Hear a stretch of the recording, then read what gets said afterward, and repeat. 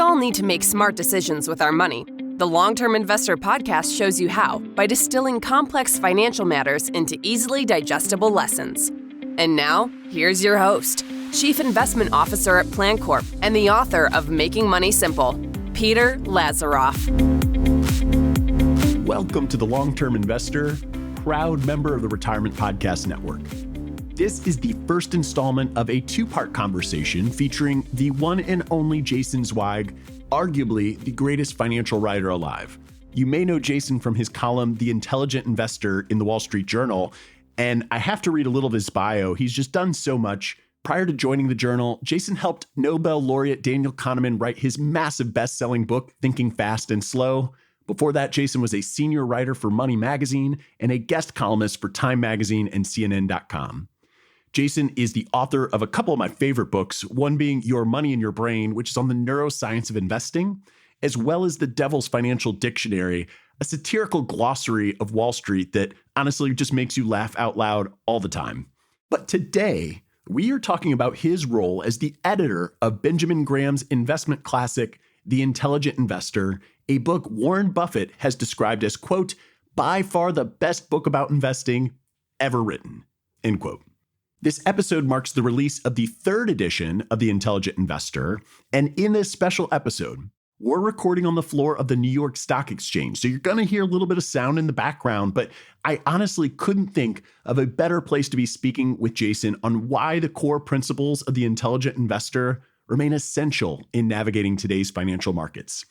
As always, you can find resources, links, everything mentioned in the show notes at thelongterminvestor.com. And if you haven't already, be sure to subscribe to the show because next week, part 2 of this conversation is just as great as this one. But enough of me, let's get to it. Here is my conversation with Jason Zweig. Jason Zweig, thank you so much for joining me here on The Long-Term Investor. It's my pleasure, Peter. Thanks for having me. And we're in a special location in the New York Stock Exchange, which I think embodies so many different emotions when you're on the floor, when people see it in pictures. The third edition of The Intelligent Investor has just been released. What do you think it is about a place like this that embodies some of the timeless lessons and some of the philosophy that Benjamin Graham gave to us all so many years ago? Well, I guess the place I would start, Peter, is that it's a lot quieter here than it used to be. In fact, it's quieter here today than it was in 1914 when Benjamin Graham first came to work on Wall Street. There's less physical human activity on the floor of the New York Stock Exchange in 2024 than there was 110 years ago. Think about that. So what that tells me is that, of course, the volume of trading in stocks has exploded thousands-fold. More shares trade probably in a minute than traded in a month when Benjamin Graham was here.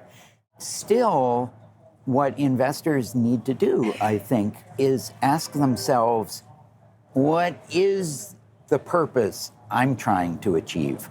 Why am I an investor? And the chances are it should have very little to do with the daily comings and goings of the stock market behind us. Well, and it's funny, less people on the floor, but maybe more market participants than ever before. Totally.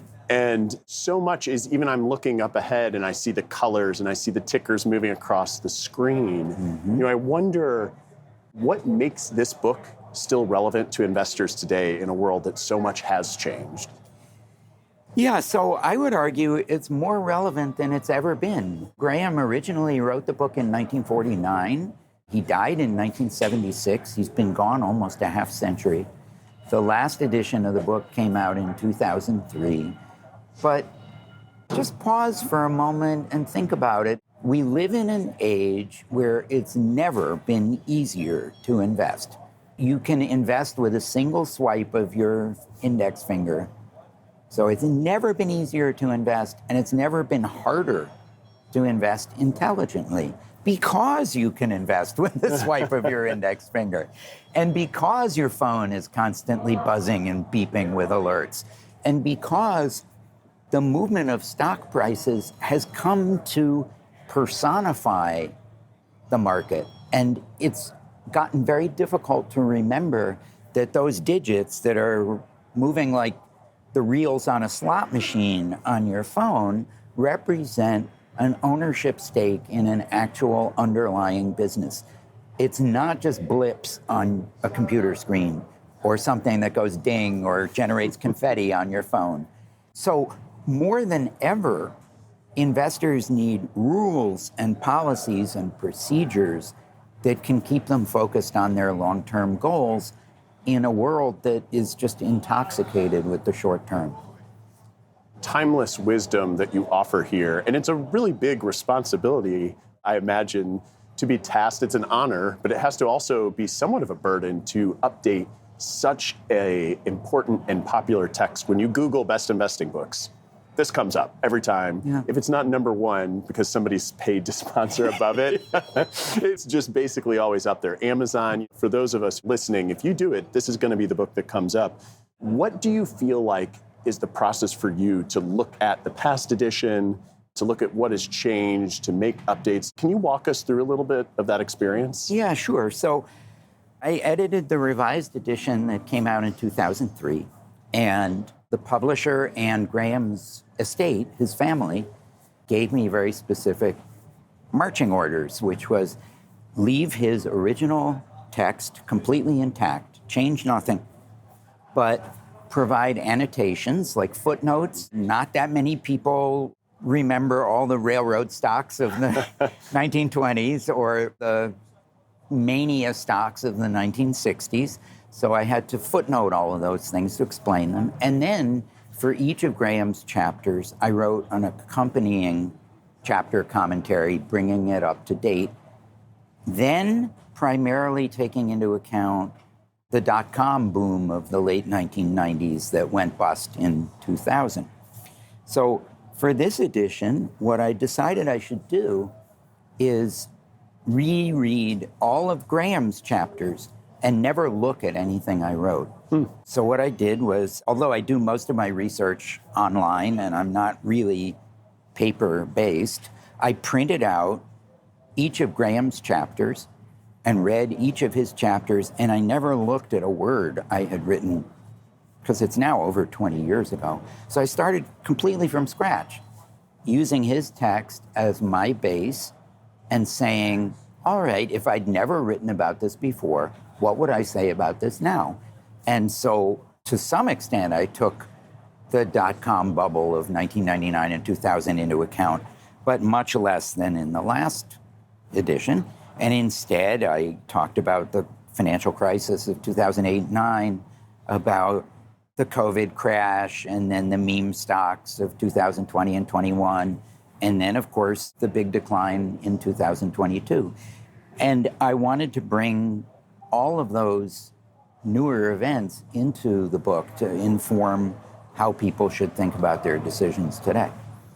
Well, there literally is not a better person to be tasked with it, and you did a brilliant job. I remember my original introduction to the world of Jason Zweig was from the second edition, and as I think I mentioned to you earlier, at the start of my career is just about the time you'd started at the Wall Street Journal, and yet I just knew you as the guy who revised and edited The Intelligent Investor. So reading this time through, though, it had been 15, 16, 17 years since I had read the last edition. The thing that still sticks out today is Mr. Market, and how powerful of a narrative that is. In rereading a lot of the classic texts in the past year or so myself, you see Mr. Market being referenced. I'd love if you could just explain Mr. Market to us, explain how he still manipulates us today, just as he has in the past. Yeah, well, so he's right here behind us, Peter, all around us. Yes. So Mr. Market is this imaginary figure that Graham wants us all to think about. And the easiest way to think about him is to imagine that you own a small business. Maybe you have a video game production company.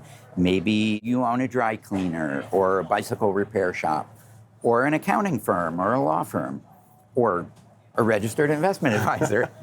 That seems relatable for me, at least. Yeah, there you go. And what Graham says is every day your next door neighbor, Mr. Market, shows up and he knocks on your door. And he says, I'd like to buy your business. But some days he's in an incredibly euphoric mood, and he offers you way more than you know your business is worth. Other days, he's miserable. He's depressed. It's as if somebody died in his family, and he offers you a fraction of what your business is worth. And what Graham wants us to think about is, why in the world would we feel that we have to do business with that man? Some days he knocks on our door and he offers us a price that's reasonable.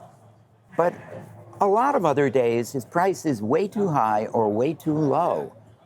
If it's too low, we shouldn't sell to him. And if it's too high, we certainly shouldn't buy his business. And there's a reason why that metaphor is so powerful, because it really personifies how you should think about the financial markets. But it's not how most people do think about it. Most people think that market prices are there to provide them with information. And what Graham says is, no, it's a service, but it's there only when it serves your interests. The rest of the time, you can and you should ignore it. I love what you just framed up there at the end, that everyone thinks price has information in it. Maybe it's because we ram market efficiency down people's throats, but that isn't necessarily the same thing. One of the basic advantages is, as Graham discusses and you highlight throughout the book, is the fact that you don't have to be a price taker or pay attention to Mr. Market. Can you talk a little bit about that? Yeah, so one of the phrases I developed in the book, Peter, is the difference between options and obligations. And by options, I don't mean options contracts. I don't mean stock options or index options. I just mean choices. If I give you the option to do something, you have the choice to do it. And what Graham wants us to realize is that market prices give us the option to trade.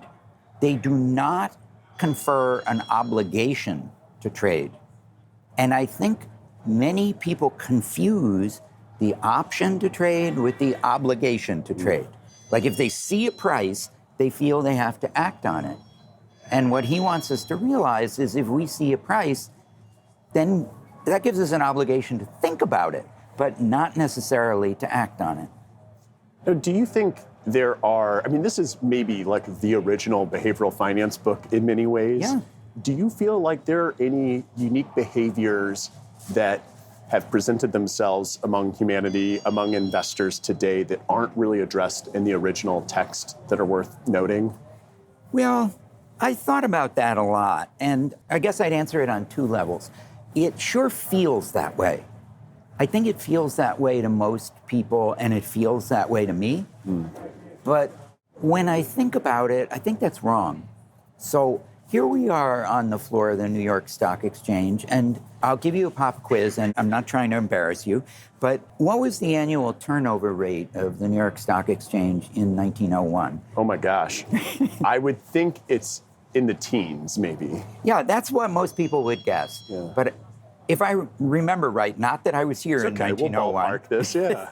I think it was 300%. Oh, wow. Until the late 1990s, there had never been a higher rate of annual portfolio turnover on the New York Stock Exchange than there was at the turn of the 20th century, 1901, 1902, 1903. And that's because American society was permeated with bucket shops. People were churning stocks like mad. It was the beginning of a new century. Optimism ran wild, and the gambling instinct sort of moved from the racetrack to the stock market.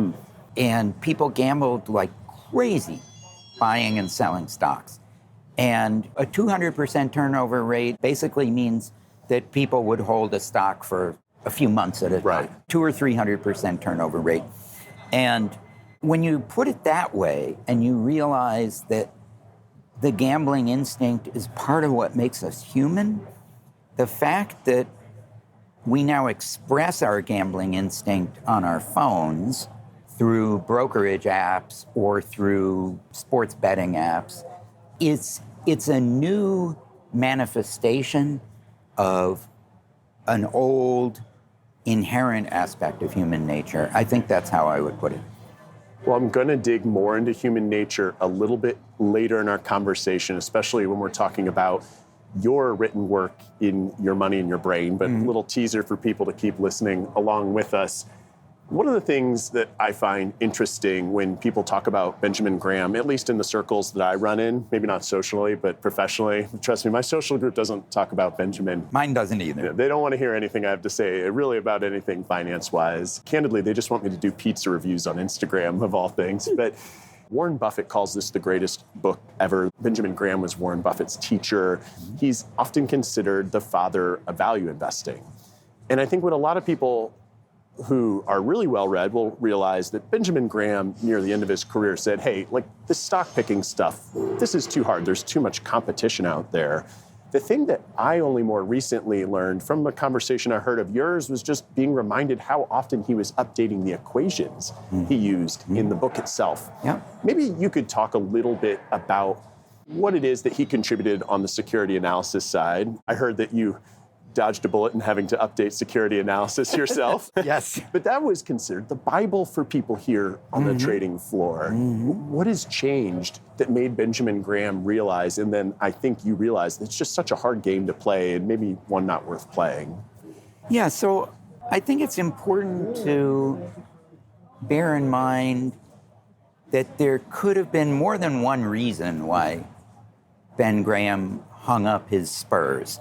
I mean, if you think about professional athletes, they usually retire because they've lost their game, right? Or they lost their mojo. In Graham's case, first of all, he'd been managing money for something on the order of 40 years. But I think it's important to realize he was a very unusual character. You can make a strong case that Graham was, by any measure, one of the most brilliant people of the 20th century. And I think one reason he stopped investing professionally is because he was bored. I think he had run out of questions that interested him.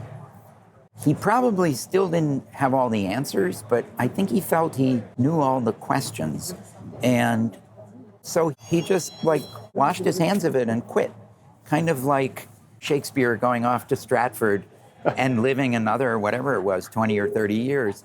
And like an athlete retiring in his prime. He wasn't that old. He still remained interested in the financial markets, but he put most of his money in municipal bonds, actually.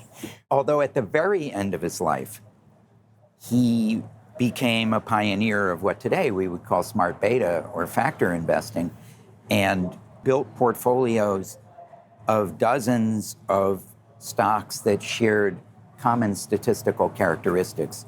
They were basically value portfolio. He was trading the value factor. Sure. And I don't mean trading rapidly, but he was building portfolios of statistically attractive stocks rated on the value factor. But you could also tell his heart wasn't really in it. I mean, he did it, he found it interesting, but he had lost his zest for the game, I think, because he had done it so long and he didn't feel he could think of new questions. That's really interesting. I appreciate that perspective. And you reference the smart beta or the factor investing. Value investing means a lot of different things to a lot of different people. Certainly when you're value investing at the individual stock, academics will refer to value as cheap. Now, I don't know that many people who are excited to go buy expensive stocks, but let's just run with it for now. Typically speaking, the principles of value investing that Benjamin Graham explains in all of his work, do you feel like they still hold up today, given the changes that the world has experienced? And by the way, take value investing to mean whatever you want in any context there. Well, yes and no. Like most things, yes. Yes, Shades and of gray. no, Yes. and no. I think as a philosophy and as a discipline, it makes a lot of sense. Why would you want to pay more than something is worth? People do it all the time.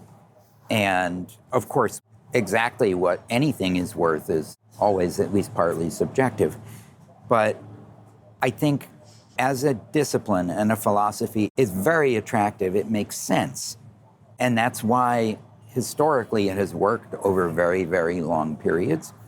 However, it has not worked for the past 10 or 15 years for the most part, depending on how you define value and where you're operating.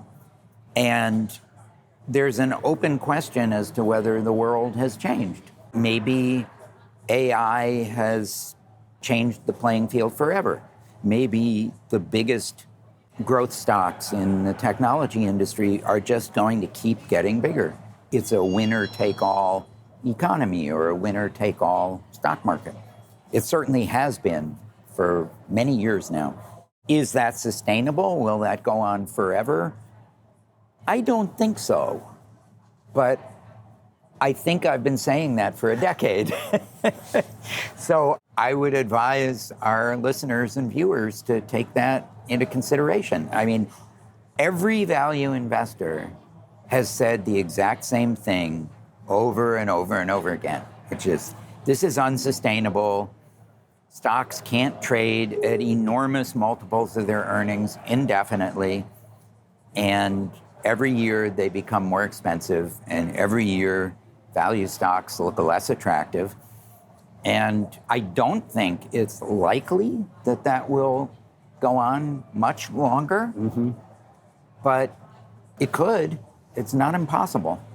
I'm going to share my opinion, even though I usually don't in interviews, just to help bridge us to something I do want to ask. But when I think, so in my day-to-day job, I'm happy for people to have an index portfolio.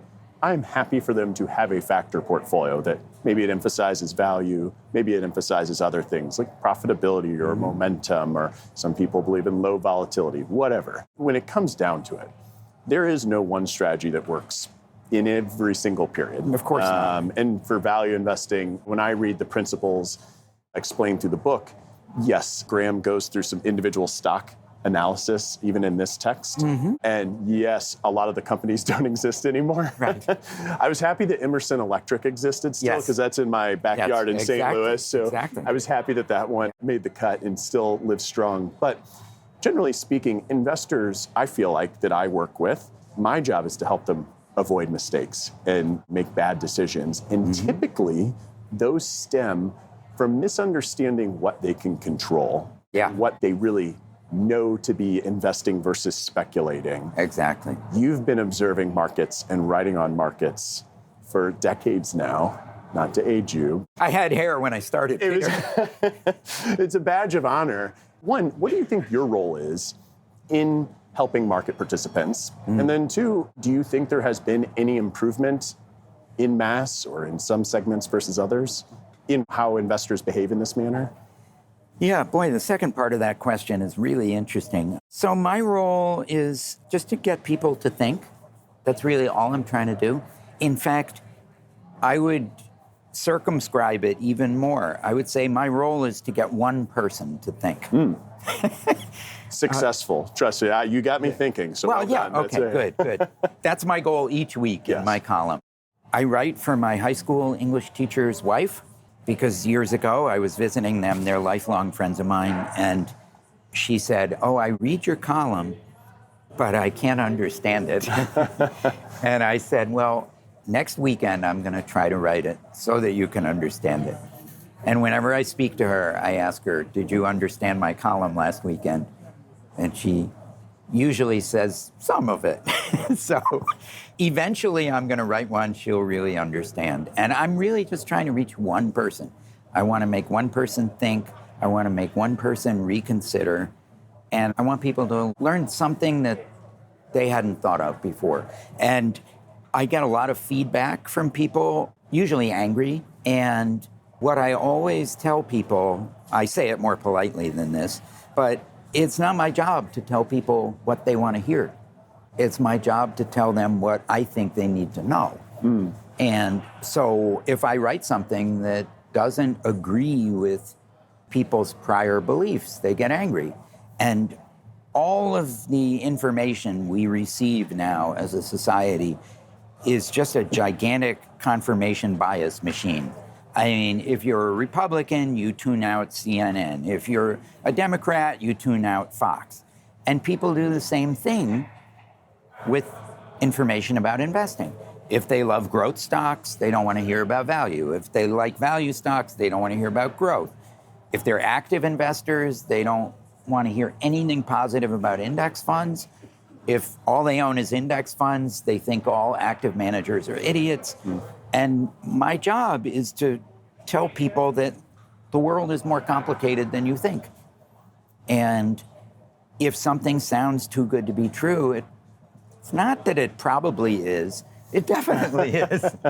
And there's something you're missing. Yes.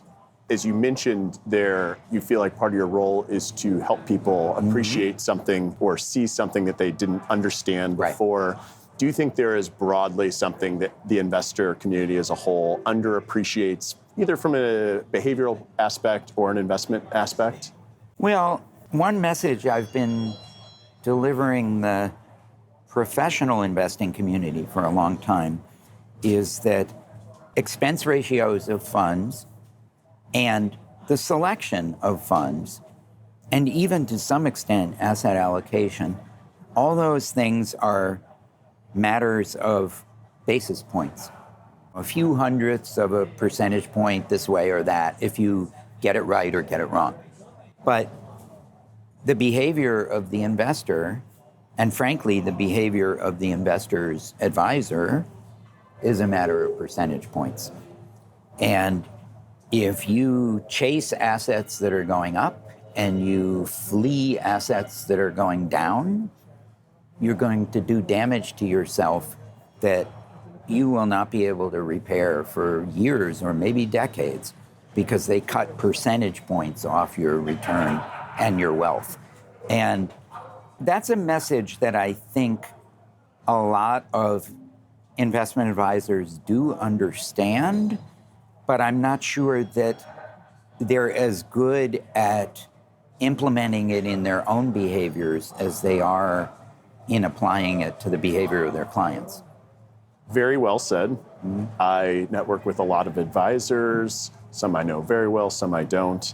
And I do think that sometimes the individual investor who is looking for help from a professional doesn't always fully appreciate the advisor themselves suffers from all the same behavioral shortcomings that they do on their own, investing their own money. And I'll say even myself, Jason, I own one mutual fund, and it's 100% stocks. It's globally diversified because I don't trust myself. It's very easy to manage client money, but managing your own money, now there's new emotions that come into play. And try to make, and I'd encourage anybody who's watching or listening to us, if you're doing it on your own, the key is really just to make some very, very good decisions, some well thought out decisions, and try to stick with those decisions as long as humanly possible. Yeah.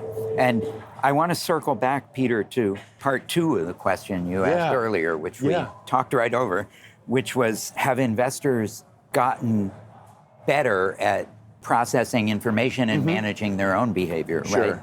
And I think the answer is no. And I think the answer to all questions like that is kind of the same, which is markets change, technology changes, investment choices change.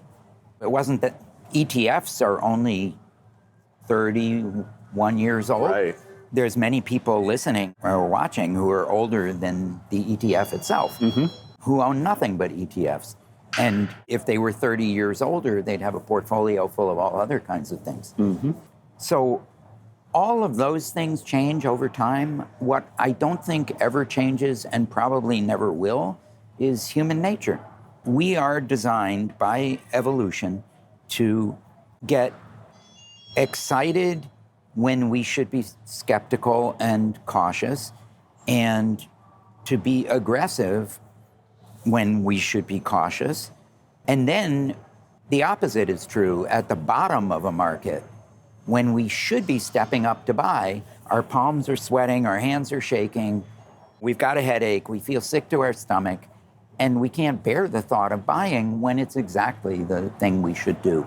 And I don't think that's ever going to change. And that's why the kinds of rules and policies and procedures that Graham spells out in The Intelligent Investor are so important, Because if you have those guidelines in place, then your decisions are made for you by your rules, rather than you having to make ad hoc, spur of the moment, seat of the pants, impulsive decisions, because your intuition will almost always lead you to do the opposite of what you should be doing. I'm going to paraphrase our mutual friend Morgan Housel a little bit on this, but when you're looking at history and you see these downturns, they looked like great opportunities, but when you're living through them in the moment or looking out ahead, they seem like risks. Yep. And yet they're really the same thing. A final question on the intelligent investor before we pivot a little, the conversation. For people who buy this third edition, whether it's the first time they've read The Intelligent Investor of any edition or not, what do you think people are going to get out of this? What actionable items or pieces of information do you think you're going to be able to walk away with to make you a better investor?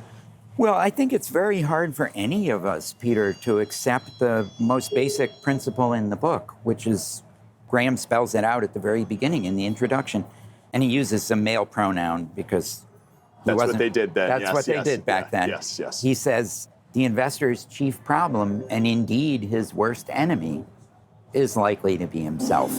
And that's the overall overriding message of the book, which is you are your own worst enemy when you invest. And what you need to do is you need to protect yourself from yourself and from the people who are trying to tell you what to do. And that includes Wall Street brokerage firms, it includes the mobs on social media, and it includes anyone you look to who isn't strictly qualified to give you really responsible, careful advice. And through tools like checklists and watch lists and an investment policy statement and an asset allocation you can follow and dollar cost averaging and rebalancing and all these other sensible structures that Graham outlines in the book, you can protect yourself against the enemy within and the enemy without. And if you do have a financial advisor, you will work with that person instead of being at odds. I really like that, and it's going to prompt me to change my mind and ask one more question. Okay. Something that I meant to ask you earlier. Why don't you define what it means to be an intelligent investor, either in your eyes or in Graham's eyes or in both? Mm-hmm. Yeah, so Graham was very clear on this. You would think from the title of the book, he's talking about people with a high IQ. And of course, being human, you'll think he's talking about you. Naturally. Yes, intelligent investor. Oh, that's me. That must be me, yes. Yeah, that's me. But he's not talking about conventionally measured intelligence. He's not using it to mean you have an IQ over 150 or that you have to have a PhD or a CPA or a CFA or an MBA. No professional qualifications. What he says, and he's very explicit, is he says, this is a matter more of the character than of the brain. And what he really means to be intelligent is to be wise. You should be someone with common sense and good judgment.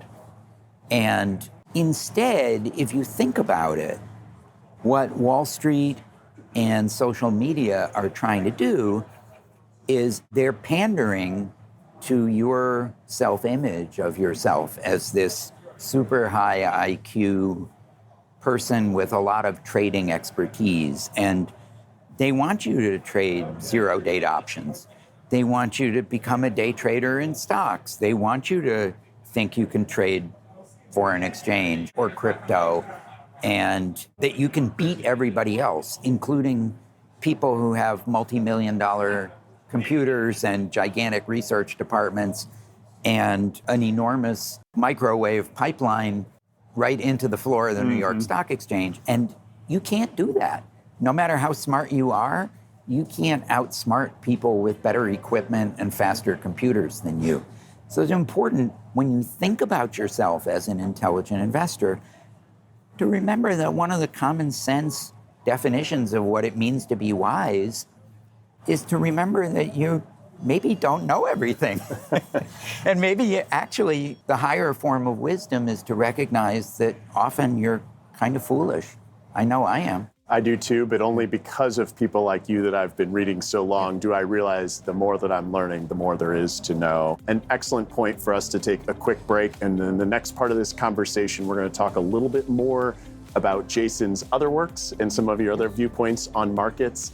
If you are listening to the podcast, please be sure to leave a review, like, subscribe, do all the things that help other people find this episode and let them learn from Jason's wisdom too. Jason, thanks again, and we'll be right back for part 2. Thank you. Thanks for listening to the Long-Term Investor Podcast. To access free financial resources and submit questions to be answered on the show, visit thelongterminvestor.com. Peter Lazaroff is an employee of PlanCorp and BrightPlan. All opinions expressed by Peter and any podcast guests are solely their own opinions and do not reflect the opinions of PlanCorp or BrightPlan. This podcast is for informational purposes only and should not be relied upon as a basis for investment decisions. Clients of PlanCorp and BrightPlan may maintain positions in the securities discussed in this podcast.